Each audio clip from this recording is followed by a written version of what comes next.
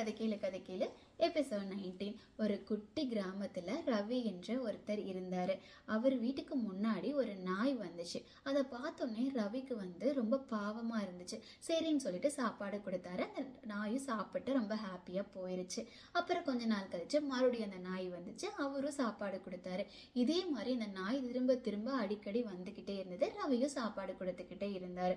ஒரு கட்டத்துல ரவிக்கு ரொம்ப எரிச்சல் ஆயிடுச்சு. என்னடா இந்த நாய் அடிக்கடி நம்ம வீட்டுக்கு டிஸ்டர்ப் பண்ணிக்கிட்டே இருக்கு அப்படின்னு சொல்லிட்டு அவர் அங்க இருக்க ஒரு கல் எடுத்து அந்த நாய் மேல அடிச்சு துரத்தி விட்டுட்டாரு. அப்புறம் அந்த நாய் போயிருச்சு.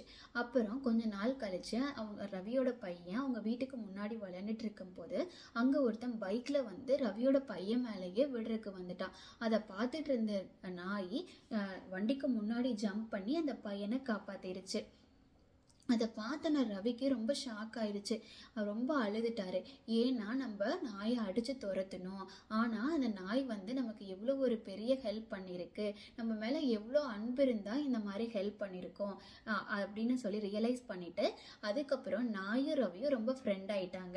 ஆமா தானே, எதையுமே சரியா புரிஞ்சுக்காததுக்கு முன்னாடி ரியாக்ட் பண்ணக்கூடாது தானே, ரவி மாதிரி மிஸ்டேக் பண்ணக்கூடாது தானே அப்படிங்கிற ஒரு நல்ல விஷயத்த ஸ்டோரி மூலியமா சொல்லி கொடுங்க. இந்த ஸ்டோரியோட PDF உங்களுக்கு வேணும் அப்படின்னா கமெண்ட்ல லிங்க்னு டைப் பண்ணுங்க. தேங்க்யூ.